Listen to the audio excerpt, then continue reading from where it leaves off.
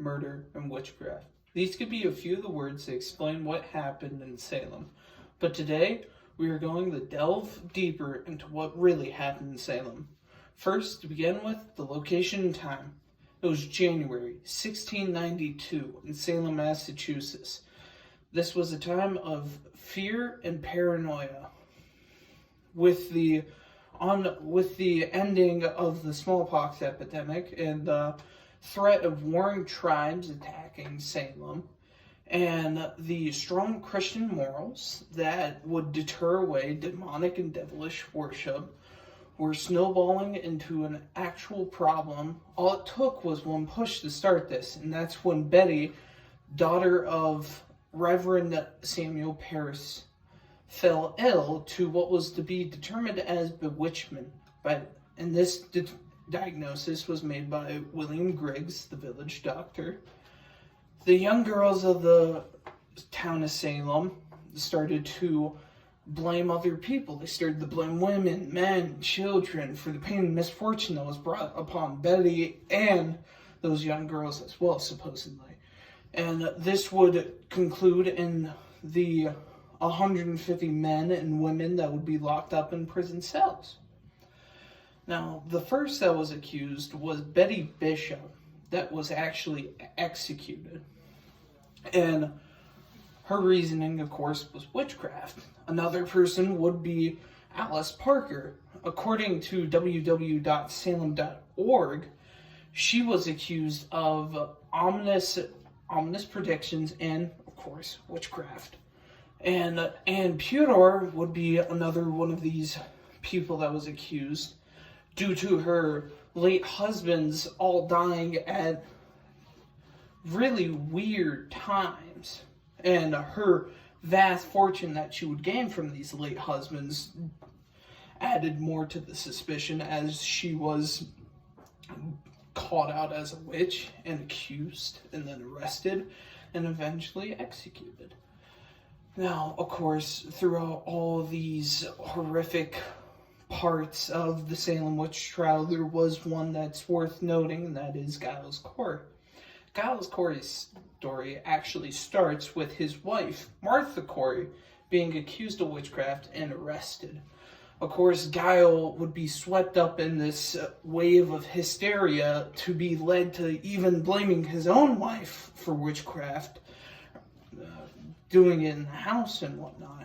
Of course, Giles Corey would change his mind very quickly, as he too was accused of witchcraft and arrested.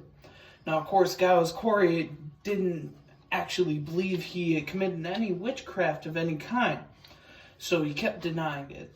And, of course, the judges decided that let's just press the truth out of him. So they started the process to where they would put a stone on his chest until he told the truth.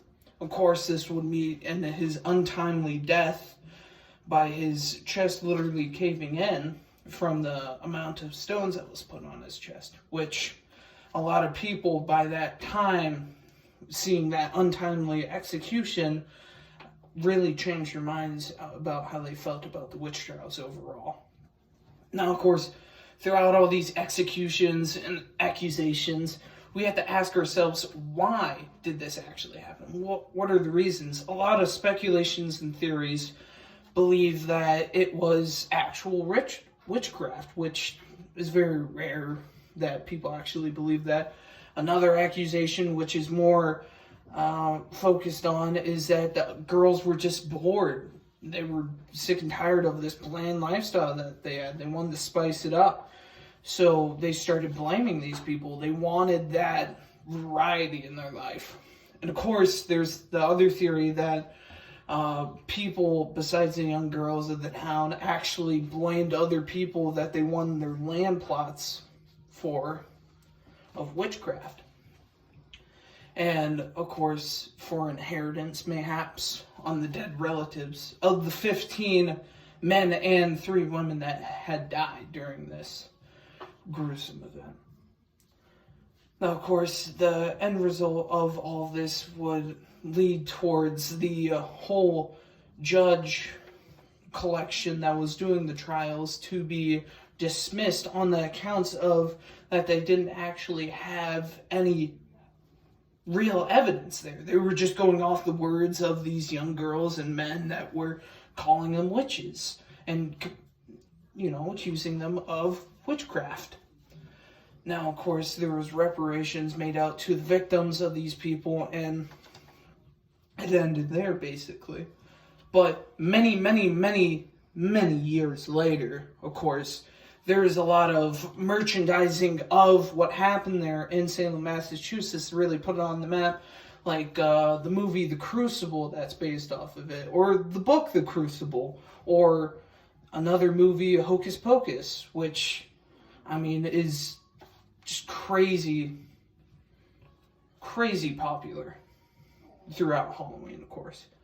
And just much more merchandising of that really put Salem on the map.